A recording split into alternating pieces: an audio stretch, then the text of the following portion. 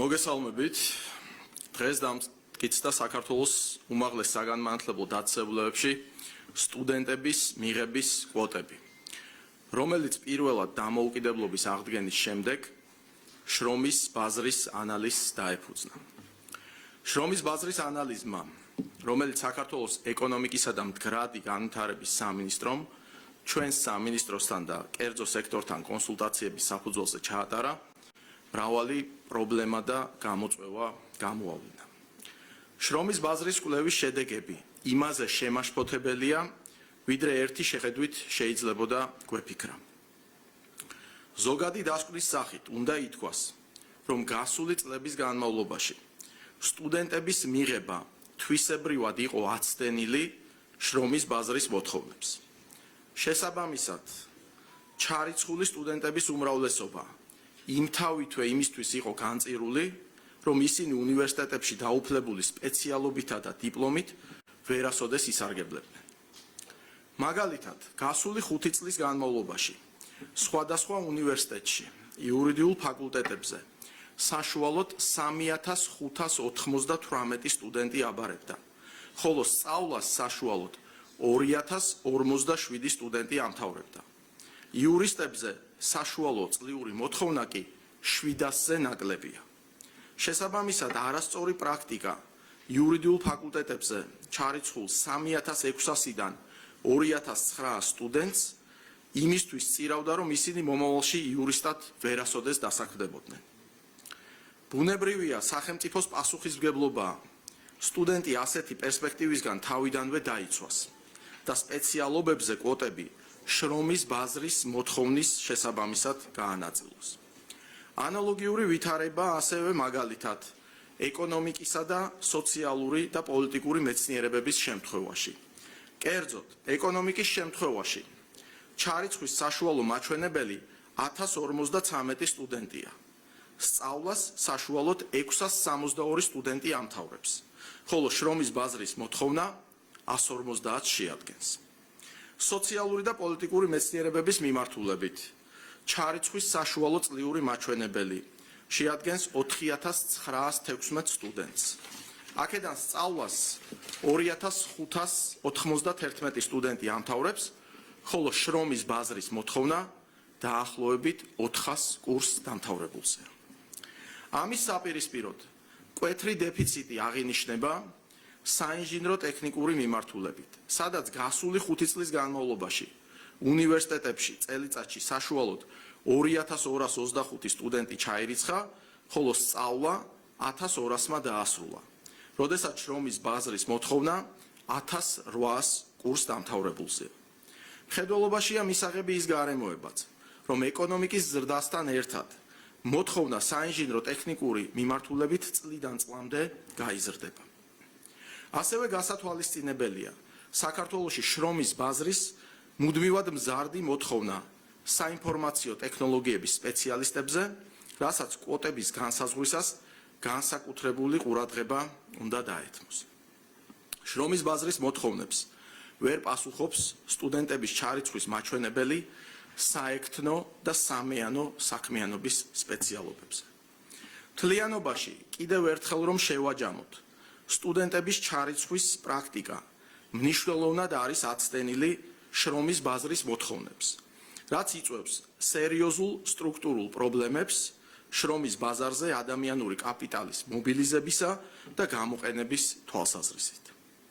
ახლა შრომის ბაზრის კვლევამ მოგცა იმის ზუსტად დადგენის შესაძლებლობა, თუ რამდენი სტუდენტის ჩარიცხვაა მიზანშეწონილი უნივერსიტეტებში კონკრეტული სპეციალობების მიხედვით. შესაბამისად, წელს უმაღლეს საგანმანათლებლო დაწესებულებებში სტუდენტების ჩარიცხვა არსებითად სწორედ შრომის ბაზრის მოთხოვნებს დაეფუძნება. ამასთან, იმისათვის რომ მკვეთრად არ შემცირდეს სტუდენტების მიღება სხვადასხვა სპეციალობებზე, კონკრეტულ შემთხვევებში, მაგალითად სამართალზე, წელს უნივერსიტეტში ჩასარიცხი კონტინგენტი შუალედური რაოდენობით განისაზღვრება. რაც შეეხება კონცეფციის მთავარ მიდგომას, ერთი ქალაქი, ერთი ფაკულტეტის პრინციპს, ის უზრუნველყოფს რესურსების მიზნობრივ მობილიზებას და საგანმანათლებლო პროგრამების გადუალებას. ამასთან ჩვენი მიდგომაა, რომ ყველა სახელმწიფო უნივერსიტეტს უნარჩუნდება თავისი უნიკალური საგანმანათლებლო პროგრამა. ერთადერთი გამონაკლისი, რომელიც ამ ეტაპზე იქნა დაშვებული, არის საერთაშორისო აკრედიტაციის და ერთობლივი ან ორმაგი ხარისხის პროგრამების სრულად შენარჩუნება სახელმწიფო უნივერსიტეტებში, გამომდინარე იქიდან, რომ ინტერნაციონალიზაციის პრინციპი უმაღლესი განათლების პოლიტიკის მთავარ პრიორიტეტს წარმოადგენს და ამ მიმართულებით სახელმწიფო ყოველწლიურად მნიშვნელოვან ინვესტიციას ახორციელებს. შარშან სახელმწიფო უნივერსიტეტებში 19,311 სტუდენტი ჩაირიცხა. წელს სახელმწიფო უნივერსიტეტებში მისაღები კონტინგენტი დაახლოებით 2,000 სტუდენტით გაიზრდება და 21,300-ით განისაზღვრება. ამას დაემატება პროფესიულ პროგრამებზე მისაღები დაახლოებით 10,000 სტუდენტი, რომელიც განათლებას ასევე სრულიად უფასოდ მიიღებენ. სახელმწიფო უნივერსიტეტებზე კვოტები განაწილდება უმაღლესი განათლების რეფორმის კონცეფციით დადგენილი ერთი ქალაქი, ერთი ფაკულტეტის პრინციპის შესაბამისად, არსებითად უნივერსიტეტების ტრადიციული პროფილის გათვალისწინებით. კერძოდ, ივანე ჯავახიშვილის სახელობის თბილისის სახელმწიფო უნივერსიტეტში მიღება გამოცხადდება ისეთ მიმართულებებზე, როგორიცაა ზუსტი და საბუნებისმეტყველო მეცნიერებები, ჰუმანიტარული მეცნიერებები პედაგოგიკის გამოკლებით, სამართალი, ეკონომიკა და ბიზნესის ადმინისტრირება, სოციალური და პოლიტიკური მეცნიერებები. საქართველოს ტექნიკურ უნივერსიტეტში მიღება გამოცხადდება საინჟინრო ტექნიკურ დისციპლინებზე. თბილისის სახელმწიფო სამედიცინო უნივერსიტეტში მიღება გამოცხადდება მედიცინის სპეციალობებზე. ილიას სახელმწიფო უნივერსიტეტში მიღება გამოცხადდება პედაგოგიკის პროგრამებსა და აბეთ აკრედიტაციის მქონე STEM სპეციალობებზე. სოხუმის სახელმწიფო უნივერსიტეტში მიღება გამოცხადდება აგრარულ სპეციალობებზე, ქართულ-აფხაზურ ენასა და ლიტერატურაზე და პედაგოგიკის სპეციალობებზე. სახელოვნებო უნივერსიტეტები და სპორტის უნივერსიტეტი სტუდენტებს მიიღებენ შესაბამის სპეციალობებზე.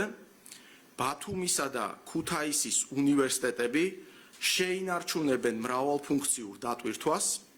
ზუგდიდის, გორის, ახალციხისა და თელავის უნივერსიტეტებში აქცენტი გაკეთდება აგრარულ სპეციალობებზე, ტურიზმის მიმართულებასა და პედაგოგიკაზე. ამ ეტაპზე მთავრობის მიერ დამტკიცებულ დადგენილებაში აგრარული მიმართულება დროებით რჩება საქართველოს ტექნიკურ უნივერსიტეტში, შესაბამისად მიღება გამოცხადდება ტექნიკური უნივერსიტეტის სახელით, თუმცა უახლოეს პერიოდში დაიწყება რეორგანიზაციის პროცესი, რომლის საფუძველზეც რამდენიმე თვეში აგრარული მიმართულება გადაინაცვლებს სოხუმის სახელმწიფო უნივერსიტეტის დაქვემდებარებაში, შესაბამისად 2026-27 სასწავლო წელს ახლად მიღებული სტუდენტები აგრარულ ფაკულტეტზე სწავლას სოხუმის სახელმწიფო უნივერსიტეტში დაიწყებენ. დადგენილ კვოტებზე დამატებით სტუდენტთა მიღება გამონაკლისის სახით შეიძლება მოხდეს იმ შემთხვევაში, თუ ერთიანი ეროვნული გამოცდების შედეგად ბოლო ადგილზე მოხვდა თანაბარი ქულების მქონე 2 ან მეტი სტუდენტი. ან თუ საქართველოს დროებით ოკუპირებულ ტერიტორიებზე მცხოვრები პირები ერთიანი ეროვნული გამოცდების გარეშე განაცხადებენ სწავლის სურვილს სახელმწიფო უნივერსიტეტის შესაბამის პროგრამაზე. აღნიშნული ცვლილებების შედეგად თბილისის სახელმწიფო უნივერსიტეტს დაუბრუნდება დედა უნივერსიტეტის სტატუსი. როგორც მოგეხსენებათ, 90-იან წლებამდე, ვიდრე საქართველოში უმაღლესი განათლების სისტემას სერიოზული პრობლემები შეექმნებოდა, ივანე ჯავახიშვილის სახელობის თბილისის სახელმწიფო უნივერსიტეტი საქართველოში მოქმედი ერთადერთი უნივერსიტეტი იყო. ყველა სხვა უმაღლეს საგანმანათლებლო დაწესებულებას ინსტიტუტის სტატუსი ჰქონდა მინიჭებული. უმაღლესი განათლების რეფორმის შედეგად ივანე ჯავახიშვილის სახელობის თბილისის სახელმწიფო უნივერსიტეტი მართალია არ იქნება ერთადერთი სახელმწიფო უნივერსიტეტი საქართველოში, მაგრამ მას როგორც წამყვან და დედაქალაქში მოქმედ ერთადერთ მრავალპროფილურ უნივერსიტეტს დაუბრუნდება ნამდვილი დედა უნივერსიტეტის მისია, რომელიც მან 90-იან წლებში განვითარებული მოვლენების შედეგად ნაწილობრივ დაკარგა, ხოლო 2004-2012 წლებში მაშინდელი ხელისუფლების მიზანმიმართული პოლიტიკის შედეგად წაართვეს. უმაღლესი განათლების სისტემის რეფორმის მთავარი მიზანია ქართველმა სტუდენტმა საქართველოში მიიღოს თანამედროვე სტანდარტების უმაღლესი განათლება, რაც დღეს ჩვენს ქვეყანაში სამწუხაროდ უზრუნველყოფილი არ არის. უნივერსიტეტებში მისაღები კვოტების სწორი პრინციპების შესაბამისად განსაზღვრა ამ შედეგის მისაღწევად კარგ და აუცილებელ ნიადაგს შექმნის. მადლობა და მზად ვარ გიპასუხოთ კითხვებს.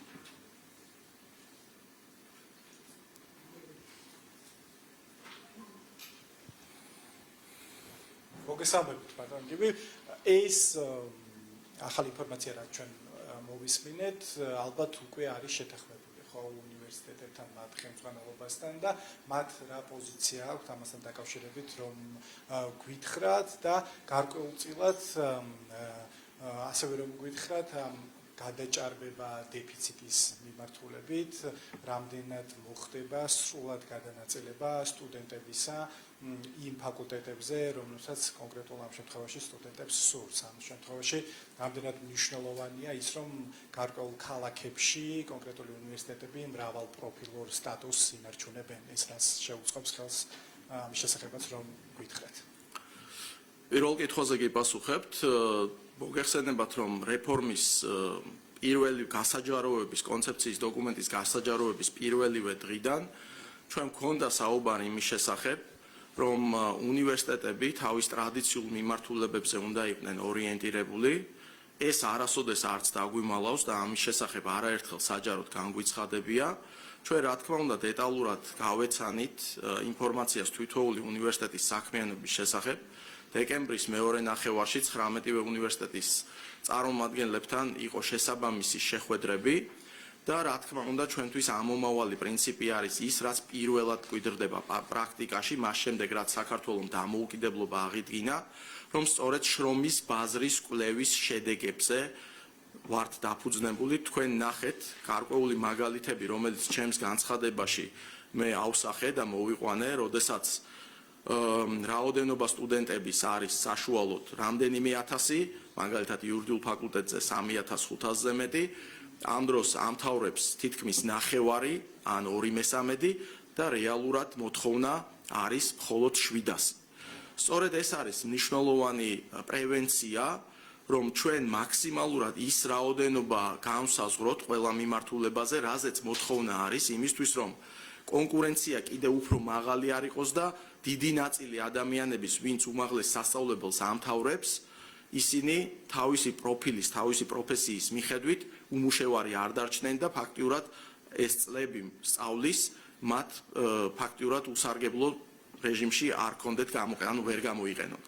ამიტომ ჩვენი მიზანი არის სწორედ ხარისხის გაუმჯობესებისა და ბაზრის მოთხოვნებთან შესაბამისობაში, იმიტომ რომ ეს აუცილებელია, ჩვენ პულსზე უნდა გვეჭიროს მუდმივად ხელი, ჩვენ უნდა ვიცოდეთ და ამიტომ ყოველწლიურად ჩატარდება ეს კვლევები და ჩვენ უნდა ვიცოდეთ იმის შესახებ, რა მოთხოვნა მოდის ბაზრიდან, რომ შესაბამისი პასუხი გავცეთ, რაც მოგცემს იმის შესაძლებლობას, რომ სწორედ იმ რაოდენობის კვალიფიციური სპეციალისტები გამოუშვათ, როგორც კურსდამთავრებულები, რომლებიც კონკურენტუნარიანიც იქნებიან ბაზარზე და მათი დასაქმებაც უფრო მარტივად შესაძლებელი იქნება. ამიტომ ჩვენი ამომავალი პრინციპი, როგორც გითხარით, არის ბაზრის კვლევის შედეგები და ის რეალობა და ის შედარებითობა, რომელიც კონკრეტული ფაქტებით და გარემოებებით არის მტკიცებულებით რეჟიმში წარმოდგენილი და ამას ვერავინ ვერ გაექცევა და ეს ის რეალობაა, როდესაც წინა წლებში ბაზრის კვლევის შედეგად ხდებოდა მიღება, რაც აბსოლუტურად არ ასახავდა საჭიროებებს და სწორედ ამის გამოსწორებაზე არის ერთ-ერთი მნიშვნელოვანი მიმართულება რეფორმის. რაც შეეხება მეორე კითხვას, ჩვენ პირველ გამოწვევად უმაღლესის მიმართულების რეფორმის კონცეფციის დოკუმენტში სწორედ განსაზღვრეთ დეკონცენტრაცია. დღეს სტუდენტების 85% კონცენტრირებული არის დედაქალაქში და მხოლოდ 15% არის ქუთაისსა და სხვა რეგიონულ უნივერსიტეტებში, ასე ვთქვათ, განთავსებული. ამიტომ ის რომ მაგალითად ბათუმისა და ქუთაისის უნივერსიტეტები ინარჩუნებენ მრავალპროფილურ მიდგომას. ამან რა თქმა უნდა მაქსიმალურად ხელი უნდა შეუწყოს დეკონცენტრირებას და შესაბამისად დადგენილება, რომელიც დღეს მთავრობამ განიხილა და დაამტკიცა, ამ დადგენილების პროექტს თან ერთვის ორი დანართი, ერთი არის საბაკალავროზე კვოტების განაწილება შესაბამისი უნივერსიტეტების, ფაკულტეტების და პროგრამების მიხედვით, ხოლო მეორე დანართი არის იგივე მიმართულება ოღონდ სამაგისტრო პროგრამებთან მიმართებაში და სწორედ უკვე აი ამ დაამტკიცებული დოკუმენტით, რომელიც ნორმატიული ხასიათისაა და სამართლებრივ საფუძველს წარმოადგენს, წელს მოხდება სახელმწიფო უმაღლეს სასწავლებლებში შესაბამისი პროფილით და შესაბამის უნივერსიტეტებში ახალგაზრდებისთვის ადგილების გამოცხადება. BMG თელა რეგელანტია, ბატონ გიბი, ბევრი კითხვა მაქვს და იმედია არ გეჩქარებათ. ჩემმა კოლეგამ კი იკითხა, მაგრამ დავაკონკრეტებ მაინც ის, რაზეც ახლა მოგვიყევით ჩვენ. რა პროგრამები, ფაკულტეტები რჩება თესეუს, რა ტექნიკურ უნივერსიტეტს, რა ილიაუნის და ასე შემდეგ. ეს ყველაფერი ამ უნივერსიტეტებმაც გაიგეს ახლა ამ ბრიფინგიდან? დიახ, ამ უნივერსიტეტებმა გაიგეს ამ ბრიფინგიდან, თუმცა მათთან კომუნიკაცია მანამდეც მიმდინარეობდა და კიდევ ერთხელ ვამბობთ, რომ ჩვენ თავიდანვე განვაცხადეთ, რომ ყველა დაუბრუნდებოდა თავისი ის ტრადიციული მიმართულება, რომელიც მათთან არის დაკავშირებული. შესაბამისად, ვფიქრობთ, რომ არავისთვის გასაკვირი არ უნდა იყოს ეს გადაწყვეტილება და ის პრინციპი, რომელიც დაამტკიცებული არის კონცეფციის დოკუმენტიდან გამომდინარე, ერთი ქალაქი, ერთი ფაკულტეტი სწორედ ამას უზრუნველყოფს. რა გიშლიდათ ხელს, რომ როდესაც გვესმის ბოლო პერიოდში ძირითადად ერთ-ერთი მთავარი პრეტენზია არის ის, რომ კომუნიკაცია არ არის პროფესორ მასწავლებლებთან, უნივერსიტეტებთან და ასე შემდეგ. გამოგეყოთ 9 საათი, შეხვედროდით ამ უნივერსიტეტების მენეჯმენტს და იქ გეთქვათ, იქნებ თქვენც ცდებით, ხო? მინდა დაგარწმუნოთ, რომ არაერთი კომუნიკაცია შედგა. მათ შორის პრემიერ-მინისტრი უშუალოდ არა, მე ვგულისხმობ, ვის რა ფაკულტეტები რჩება ამასთან დაკავშირებით. ამის თაობაზე გითხარით, რომ ამ უნივერსიტეტებს წინასწარ ჰქონდათ უკვე კონკრეტული პოზიციები ფაქტიურად განსაზღვრული, მათ ძალიან კარგად იცოდნენ ის, რომ ჩვენ ვთქვით, რომ ტრადიციულ მიმართულებებზე გვექნება აქცენტირება და შესაბამისად ახლა ის, რომ საქართველოს ტექნიკურ უნივერსიტეტში საინჟინრო ტექნიკური მიმართულებები უნდა იყოს განსაზღვრული, ეს მე მგონი არავისთვის გასაკვირი არა, ისევე როგორც თესეუში ჰუმანიტარული ზუსტი და საბუნებისმეტყველო და სხვა მიმართულებები.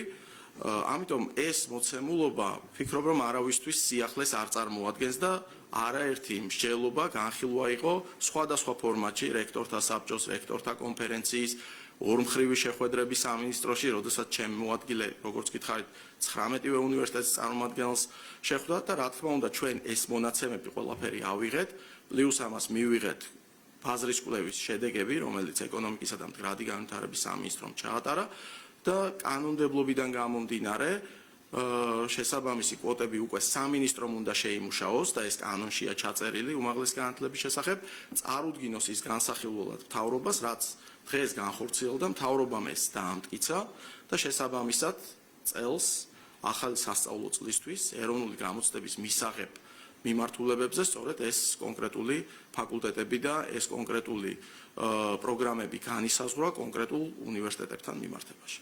შრომის ბაზრის კვლევაზეც მინდა გკითხოთ, თქვენი მოადგილე დეკემბერში პარლამენტში აცხადებდა შუა რიცხვებში დაახლოებით, რომ აი დეკემბრის ბოლომდე სამინისტრო გამოაქვეყნებს შრომის ბაზრის აი ამ სიღრმისეულ კვლევას, მაგრამ ეს კვლევა თვალით არავის არ უნახავს, საჯაროდ არ არის გამოქვეყნებული. შეგიძლიათ უფრო კონკრეტულად გითხრათ, ვინ ჩაატარა ეს კვლევა? მე არ გულისხმობ ეკონომიკის სამინისტრო, გასაგებია რომ დეპარტამენტი მუშაობა დაიქირავ ეს არის ეკონომიკის სამინისტროს კომპეტენცია, რომ ამ ხელა რეფორმას მარტო შეჯიდებოდნენ. ეკონომიკისა და მდგრადი განვითარების სამინისტროს კომპეტენცია საკმაოდ მაღალია, ამაზე ელემენტარულად მეტყველებს ისიც, რომ ეკონომიკური ზრდა გვაქვს თვალსაჩინო და მართლაც შესაშური მთელი მსოფლიოს მასშტაბით.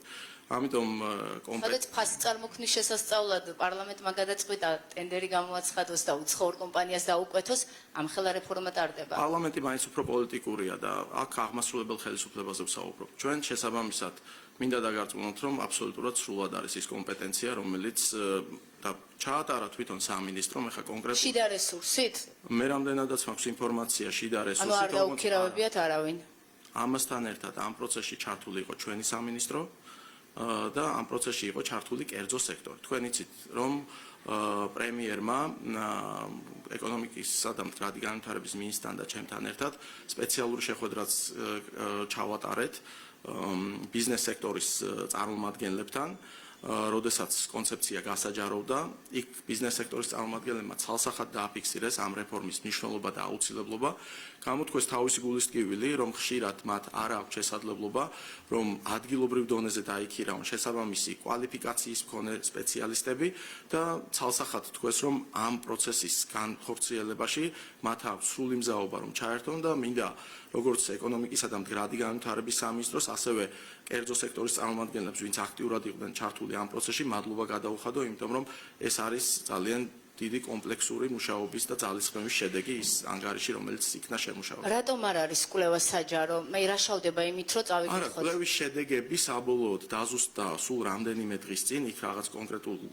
ასე ვთქვათ, მონაცემებზე საბოლოო შეჯერება იყო და დარწმუნებული ვარ, რომ უახლოეს პერიოდში უკვე წარდგენა იქნება ამ ანგარიშის და საზოგადოებას უფრო დეტალურად ექნება ინფორმაცია მის შესახებ. თქვენ ახსენეთ კერძო სექტორთან ჩართულობით თუ მონაწილეობით ჩატარდა ეს კვლევა. შეგიძლიათ დაგვისახელოთ ერთი ან ორი ან სამი დარგობრივი ასოციაცია, ბიზნეს ასოციაცია, რომელიც მონაწილეობდა დავასრულებ თუ შეიძლება. ასოციაცია, კი. საქართველოს ბიზნეს ასოციაცია ამ სიღრმისეულ კვლევაში მონაწილეობას ღებულობდა? შეხვედრა შედგა, შეხვედრაზე ხო არ წყდება მსგავსი საკითხები? ერთი წამით. პასუხობთ, რომ შეხვედრა იყო სამუშაო შეხვედრა სწორედ ბიზნეს ასოციაციის ეგიდით და იქ იყვნენ მსხვილი ბიზნეს სექტორის წარმომადგენლები, ამ ასოციაციის წევრები. ახლა კონკრეტულად ვინ მონაწილეობდა, ეს ინფორმაცია მე არ მაქვს, თუმცა დარწმუნებული ვარ, თუ კი თქვენ ეკონომიკისა და მდგრადი განვითარების სამინისტროს მიმართავთ, აუცილებლად მათგან ინფორმაციას მიიღებთ ამ სწავლაზე. ანუ თქვენ არ გაქვთ ინფორმაცია კონკრეტულად რომელი ბიზნეს, ანუ რომელი წარმომადგენლები იღებდნენ მონაწილეობას, თუ ეს გაინტერესებთ, ესეთი დეტალური ინფორმაცია არ მაქვს. მაგრამ ბიზნეს ასოციაციის წევრი ბიზნესმენები და კერძო სექტორის წარმომადგენლები რომ იღებდნენ მონაწილეობას, ეს ვიცი. დეკემბერში მეც დავრეკე ბიზნეს ასოციაციაში და მათ მითხრეს, რომ არ იყვნენ ჩართულები, ამიტომ კიდევ ერთხელ გადავრეკავთ, იმედია კვლევაც გახდება საჯარო. სხვა კითხვებიც მაქვს, თუ შეიძლება კოტირება ყოველ წელს შემუშავდე განისაზღვრება, ანუ ესე ფიქრობთ? კი.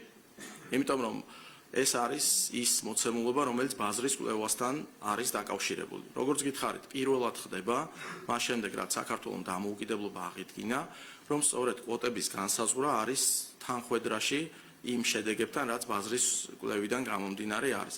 ამიტომ ეს უნდა იყოს ყოველწლიური პროცესი, ზუსტად ამას გულისხმობდი, როდესაც ვამბობდი, რომ ჩვენ პულსზე უნდა გვეჭიროს ხელი, იმიტომ რომ რაღაცა სექტორებში შეიძლება იყოს უფრო ნაკლები მოთხოვნა წლების განმავლობაში, რაღაცაზე გაჩნდეს დამატებითი მოთხოვნა, ამას უნდა მუდმივად ყურადღების მიქცევა იმისთვის, რომ ჩვენ უპასუხოთ ბაზრის მოთხოვნას და ის სპეციალისტები აღზარდოთ და რაოდენობრივად და კვალიფიკაციის მიხედვით, რომელიც ბაზრისთვის არის საჭირო. როგორ წარმოგიდგენიათ ბატონო გივი, გეთანხმებით იმ ნაწილში და BAG-ის ბიზნეს ასოციაციის და სხვა ორგანიზაციების არაერთი კვლევაც ადასტურებს, რომ აცდენა არის შრომის ბაზრის მოთხოვნებსა და თქვათ განათლების სექტორს შორის არა მარტო პროფესიების ნაწილში, არამედ უფრო კომპეტენტურ კადრებს ითხოვს ბიზნესი. კი ბატონო. რამდენიმე წელია მოქმედებს ქვეყანაში პროგრამა უფასო ფაკულტეტების, ხო, ტექნიკურ უნივერსიტეტში. მე რამდენადაც მახსოვს, ეს მაშინ იმიტომ გადაწყდა, რომ სახელმწიფომ ჩათვალა წაეხალისებინა აი ამ უფასოობის სტიმულით არაპოპულარულ, მაგრამ მოთხოვნად პროფესიებზე სტუდენტების მიღება. თუ გაზომეთ იმუშავა ამან? მოცემულობა გვაქვს ის, რომ ჩვენ სწორედ იმიტომ დავაანონსეთ ეს რეფორმა, რომ ხედავთ, რომ გამოწვევები საკმაოდ ბევრია, აბსოლუტურად ყველა ვთანხმდებით, რომ ის 7 მაგრამ გამოწვევა. მე მაინტერესებს, არა, როცა არა, რეფორმის პასუხობ. ფარგლებში ერთ-ერთი ეს არის, რაც უკვე გქონდათ, ეგ გაზომეთ? თუ გაინტერესებთ, პასუხობთ. მოცემულობა გვაქვს შემდეგი. რომ დავინახეთ, რომ მეტი საჭიროებები არის, როგორც ხარისხობრივ მაჩვენებელთან დაკავშირებით, ასევე სხვადასხვა მიმართულებით, იმისთვის, რომ უფრო მიმზიდველი გავხადოთ და უფრო მეტად დავაინტერესოთ ჩვენი ახალგაზრდები კონკრეტულ განსაკუთრებით დეფიციტურ მიმართულებებზე, რომ წავახალისოთ, ამისთვის არის საჭირო ამ რეფორმის განხორციელება და არა მარტო ამის. ჩვენ ვთქვით, რომ უმაღლესი ფასობამ წაახალისა, ძალიან დიდი ბოდიში შეგიძლიათ? მე არ გაწყვეტინებთ და თუ შეიძლება დავასრულებ და მე ჩამეკითხეთ თუ დამატებითი კითხვა გექნება. როდესაც საუბრობთ უმაღლესი განათლების რეფორმაზე, იქ ჩვენ ვთქვით, რომ უმაღლესი განათლების რეფორმა ვერ იქნება განყენებული თუ სასკოლო რეფორმა არ იქნება. ჩვენ წელს პირველად სასწავლო წელი რომ დაიწყო 200-ზე მეტ სკოლაში დავაფუძნეთ STEM კლუბები, რომელიც ძალიან დიდი პოპულარობით სარგებლობს და ახალგაზრდებში, რომლებსაც ჯერ არ აქვს ჩამოყალიბებული ხედვა პროფესიულად რა მიმართულებით განვითარდებიან, ვაძლევთ მათ საშუალებას, რომ საკუთარი უნარები გამოავლინონ, ინტერესი გაუღვიძოთ, იმისთვის, რომ დეფიციტური მიმართულებების მიმართ გაიზარდოს მათში ინტერესი. მინდა გითხრათ, რომ შემდეგ სასწავლო წელს კიდევ რამდენიმე ასეულ სკოლას დავამატებთ, სადაც გაზრდილი იქნება STEM კლუბების რაოდენობა, როგორც მასწავლებლების გადამზადებით, ასევე კლუბების აღჭურვის თვალსაზრისით და ეს არის ფუნდამენტი იმისა, რომელზეც შემდგომში უნდა ჩვენ ეს ინტერესი გამოვიწვიოთ. შესაბამისად, ამ რეფორმების განხორციელება ერთობლიობაში რამდენიმე წელიწადში პირველ რიგში ჩვენ სწავლის პროცესის ხარისხობრივ გაუმჯობესებას მოგცემს, ამასთანავე ინფრასტრუქტურულად, მატერიალურ-ტექნიკური ბაზით თუ სხვა მიმართულებით უნივერსიტეტები ბევრად უფრო გაძლიერდებიან და ამ კუთხით სახელმწიფოს სრული მზაობა და თუ დავუმატებთ იმ გარემოებას, რომ უპრეცედენტო ისტორიული გადაწყვეტილება მიიღო მმართველმა გუნდმა, მისმა პოლიტსაბჭომ და პრემიერმა იმასთან დაკავშირებით, რომ შემდეგი სასწავლო წლიდან ყველა სახელმწიფო უმაღლეს სასწავლებელში ჩარიცხული სტუდენტი უფასოდ ისწავლის, ეს ყველაფერი ჯერ არ ჩანს და გამოჩნდება თუ არ გეზრდებათ ხარჯები? ჩვენ გვაქვს ბიუჯეტში გადანაწილებული თანხები პირველ სემესტრთან მიმართებაში, იმიტომ რომ ეს არის დაახლოებით ოქტომბრიდან დეკემბრის ჩათვლით და უფრო ცალსახად ეს გამოჩნდება, როდესაც 2027 წლის ბიუჯეტი იქნება წარმოდგენილი განსახილველი. ამ პირველ სემესტრთან დაკავშირებით დაახლოებით ჩვენ რაც დავთვალეთ 20 მილიონ ლარის ფარგლებში ვართ, რომელიც უზრუნველყოფს 19 უმაღლეს სასწავლებელში უფასო სწავლების მხარდაჭერას. ეს უკვე აი ახლა ფაქტიურად დაწყებულია ამაზე მუშაობა და მინდა გითხრათ, რომ ეს რა თქმა უნდა ერთ-ერთი მნიშვნელოვანი კომპონენტია დაფინანსების მოდელი, როგორ იქნება, ესაც ამ რეფორმის შემადგენელი ნაწილია, მაგრამ აქ უყურეთ სხვადასხვა მოთხოვნილებები არის მიმართულებები, რომელსაც მატერიალურ-ტექნიკური ბაზა ნაკლებად შეიძლება სჭირდებოდეს. არის მიმართულებები, სადაც სწორედ მატერიალურ-ტექნიკური ბაზის არსებობა არსებითია, იმიტომ რომ მისი, ასე ვთქვათ, პრაქტიკული უნარების გამომუშავება სწორედ ამ ბაზებზე არის დაფუძნებული. აი, როდესაც ჩვენ ვსაუბრობთ საინჟინრო-ტექნიკურ მიმართულებებზე, იქ რა თქმა უნდა მატერიალურ-ტექნიკური ბაზები გასაძლიერებელია და იქ სიმძლავრეები მოსამატებელია. ამიტომ ეს ყველაფერი ძალიან მალე, ასე ვთქვათ, ჩამოყალიბებული იქნება და ამ მოთხოვნიდან და იმ კვოტებიდან გამომდინარე, რა თქმა უნდა, განისაზღვრება საბიუჯეტო უზრუნველყოფაც. შრომის ბაზრის კვლევა რომ ჩაატარა ეკონომიკის სამინისტრომ, რამდენი წელი გააანალიზა ეს მოთხოვნა მიწოდების ნაწილში? გაანალიზებული არის დაახლოებით 5 წლიანი პერიოდი. ხო და საკმარისი არის თქვენი აზრით? კი, რა თქმა უნდა, იმიტომ რომ ეს არის ერთი ციკლი, როდესაც გამოშვება მოხდება ბაკალავრიატი დამატებული მაგისტრატურის. მესმის, მაგრამ თან აქცენტს რომ აკეთებთ, რომ შრომის ბაზრის მოთხოვნებზე ეკონომიკა და ასე შემდეგ. მაგალითად, არავის არ ეგონა, რომ 2022-ში დაიწყებოდა რუსეთ-უკრაინის ომი, ამის გამო IT სფერო განსაკუთრებით მიმზიდველი გახდებოდა ჩვენთვის და ვიცით აქ რამდენი IT სპეციალისტი ჩამოვიდა, შესაბამისად ყველაზე მაღალი ხელფასი IT სფეროში გაჩნდა და ასე შემდეგ და მსგავსი ფაქტორები ამის გადამწყვეტი მექანიზმები რა თქმა უნდა გვაქვს. მე გითხარით, რომ პარალელურად გამოცხადდება 10,000 ადგილი პროფესიულის მიმართულებით, რომელშიც ერთ-ერთი წამყვანი მიმართულება აქვს სწორედ IT მიმართულებას, სადაც არა, მე სხვა მიმართულებით დაგისვით კითხვა. არა, თქვენ IT-ზე მაგალითი მოიყვანეთ და მე გიპასუხებ. 5 წელი რამდენად საკმარისია, იმიტომ რომ 2023-ში გახდა პოპულარული IT სპეციალობა, მაგრამ ეხლა აღარ არის თანდათან გადინებაც მოხდა, ხელფასებიც ისეთი აღარ არის. მე გიპასუხეთ, რომ ჩვენ გვეჭირება პულსზე ხელი იმისთვის, რომ მუდმივად გავაანალიზოთ ყველა ის საჭიროება, რომლის მიმართაც მზარდი ან მილევადი მოთხოვნილება იქნება. ამიტომ ამის მიხედვით მოხდება აქცენტების გაკეთება, სწორედ ამიტომ არის ნაკარნახევი და საჭირო ყოველწლიური კვლევების ჩატარება და არა ის, რომ ახლა რომ ჩატარდა კვლევა, ამითი ვიხემძვანელოთ შემდეგ წლებშიც და შესაბამისად ეს პროცესი გაგრძელდება ბუნებრივად და მინდა დაგარწმუნოთ, რომ თუ კი მოკლე პერიოდში მოთხოვნილება რამეზე იქნება კონკრეტულ პროფესიებზე, ამის გადამზღვევი ერთ-ერთი ფაქტორი არის პროფესიული მიმართულება, რომელსაც აქვს შედარებით მოკლევადიანი კურსები, რომელსაც შეუძლია რომ დააკომპენსიროს და ჩვენ აქ თავაზობთ ახალგაზრდებს, რომ ის ანკეტები, რომელიც მათ ძალიან მალე დამტკიცდება და გადაეცემათ სხვადასხვა უნივერსიტეტების და ფაკულტეტების ასარჩევად 2026-27 წლის ეროვნული გამოცდების კონტექსტში ჩასაბარებლად, იქ გარდა იმისა, რომ უნივერსიტეტები იქნება, მათ შეთავაზებული ექნებათ, რომ 3 პროფესიული მიმართულებაც აირჩიონ და იმ შემთხვევაში, თუ ეს ახალგაზრდები სახელმწიფო უნივერსიტეტში ვერ მოხვდებიან, ან უნივერსიტეტში ვერ მოხვდებიან, ჩვენ ავტომატურად თავაზობთ მათ, რომ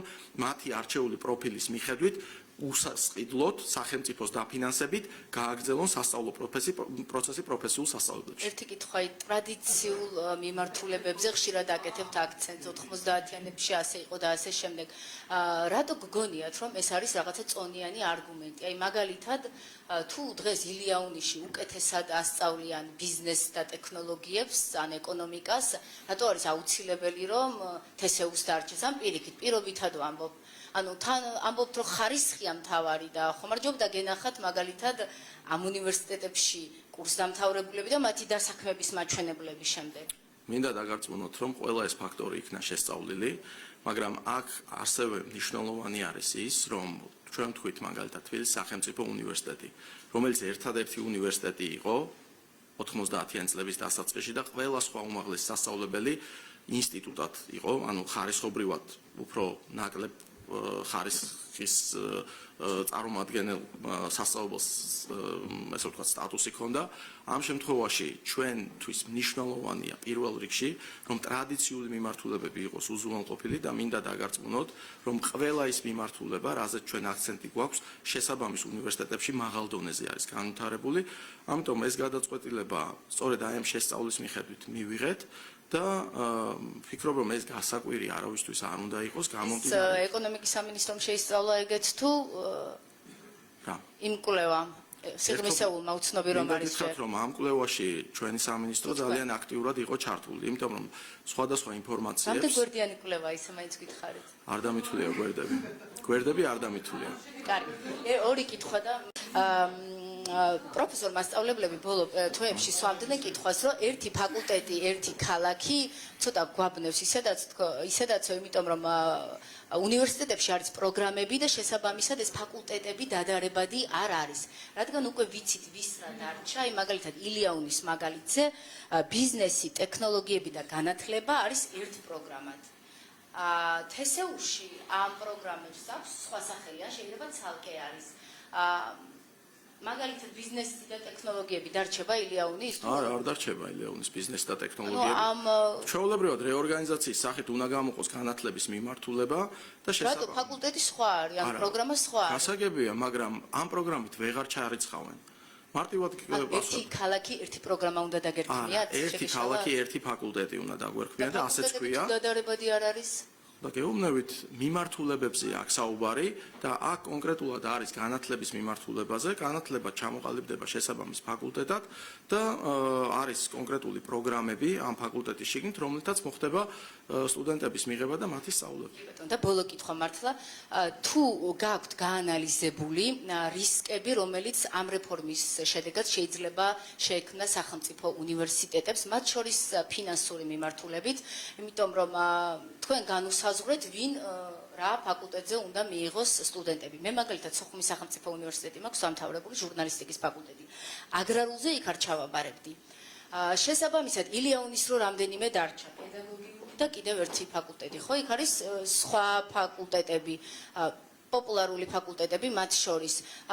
ეს არ გამოიწვევს თუ არა ფინანსურ პრობლემებს ამ უნივერსიტეტებში და მათ შორის ხომ არ მოუწევთ პროფესორ მასწავლებლებს არავის არ გაგიშვებთ პირიქით ხელფასს გაგიზრდითო ხო თქვენი დაპირება როგორ მოხდება ეს ამბავი საწავლენ ეს პროფესორები ჩვენ თავიდანვე ვამბობდით და არც ეს არის დასამალი რომ გარკვეული ფაკულტეტები რომლის დუბლირებაც იქნება ისინი გადავლენ მილევად რეჟიმში ეს მოხდება არა მარტო ილიაუნიში, არამედ ყველა იმ უნივერსიტეტში, გნებავთ აი სოხუმი ახსენეთ, სოხუმის სახელმწიფო უნივერსიტეტშიც რამდენიმე მიმართულება, რომელიც უკვე აღარ მიიღებს სტუდენტებს. ხო, ანუ ამაზე არა, არავის არ შევიყვან ძალით, ჩვენ ვაცხადებთ იმას. არა, არ დაიხურებიან. ანუ ის ფაკულტეტები იქ აღარ იარსებებს, მაგრამ ჩვენ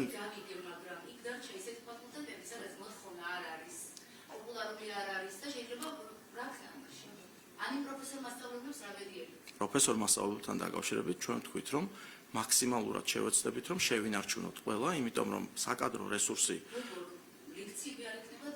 რატო ფიქრობთ, რომ არ ექნებათ ლექციები? შეიძლება იმ უნივერსიტეტში არ ექნათ და სხვა უნივერსიტეტში, სადაც ის ფაკულტეტი იქნება. რატო ფიქრობთ და პლუს ამას თქვენ გავიწყდებათ ის და არასწორად აქცენტირებთ იმის თაობაზე, რომ ის ფაკულტეტები, რომელიც მილევაჩი გადადის, ჯერ არსებობას განაგრძობს, ის რამდენიმე წელიწადი აგრძელებს თავის ფუნქციონირებას. კი ბატონო, ხო, მაგრამ იმ სტუდენტებს, მოქმედ სტუდენტებს არ უნდა ასწავლონ თქვენი აზრით. ხო. კი ბატონო, ყველაფერი არის შეჯერებული. ის რისკები ამბობს იმას, რომ პირიქით დაფინანსება გაიზრდება, უფრო მეტი მხარდაჭერა ექნება სახელმწიფო უნივერსიტეტებს. ჩვენი მიზანია, რომ მაქსიმალურად შევინარჩუნოთ პროფესორ მასწავლებლები და იმ შემთხვევაში თუ კი იმ კონკრეტულ უნივერსიტეტში ის პროფილი არ რჩება, ჩვენ გადავანაწილოთ მათი რესურსი იმ უნივერსიტეტებში, სადაც ეს პროფილი დარჩება და გააგრძელებს ფუნქციონირებას.